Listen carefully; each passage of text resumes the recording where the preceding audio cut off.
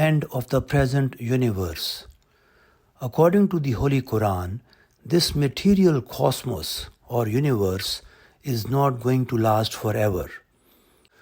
God Almighty has determined a specific period for it, after which it shall come to an end. That is, its expansion phase shall be changed to contraction phase, which means that cosmos or universe shall start shrinking till its complete annihilation. Now the relevant verses from the Holy Quran which deal with the end of present universe. The first verse is from chapter 30, verse 8. First in Arabic. أَوَلَمْ يَتَفَكَّرُوا فِي أَنفُسِهِمْ مَا خَلَقَ اللَّهُ السَّمَاوَاتِ وَالْأَرْضَ وَمَا بَيْنَهُمَا إِلَّا بِالْحَقِّ وَأَجَلٍ مُّسَمًّى وَإِنَّ كَثِيرًا مِّنَ النَّاسِ بِلِقَاءِ رَبِّهِمْ لَكَافِرُونَ. Translation. Do they not reflect in their own being, not but for true purpose, and for a specified term, did God create the heavens and the earth and all between them? This verse informs us that God has created the heavens and the earth and what is between them for a true purpose, and secondly, God has created this universe for a specified term.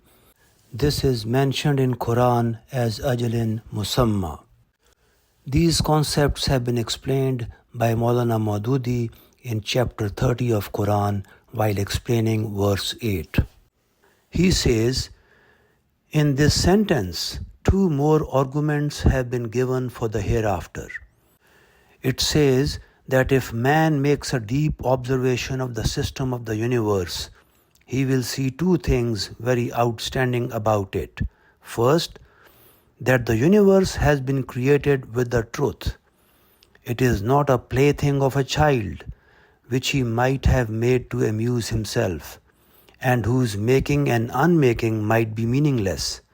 But it is a serious system whose every particle testifies that it has been created with great wisdom. Its each component has a law underlying it, and everything in it has a purpose behind it. Man's whole social and economic life and all his sciences and arts are a witness that whatever man has done in the world became possible only because he was able to discover the laws working behind everything and the purpose for which it was made. Had he been placed as a puppet in a lawless and purposeless toy house, no science and no civilization and social life could be conceived.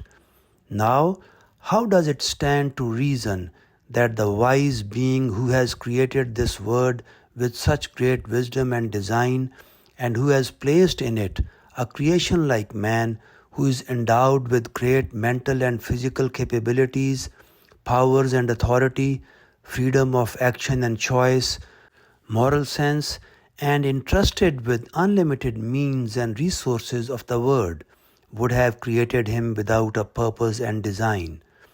That man would live a full life involving both goodness and evil, justice and injustice, virtue and vice, and end up in the dust, and his good and evil acts will not bear any fruit, that each act of man will influence his own life as well as the lives of thousands of other men like himself and countless other things in the world for good or for evil, and the whole record of his life activity will be just set aside after his death without accountability.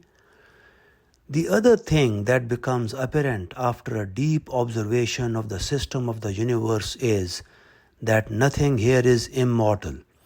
Everything has an age appointed for it after attaining which it dies and expires. And the same is the case with the universe as a whole. All the forces that are working here are limited. They can work only till an appointed term, and they have inevitably to run out in time. And this system has to end.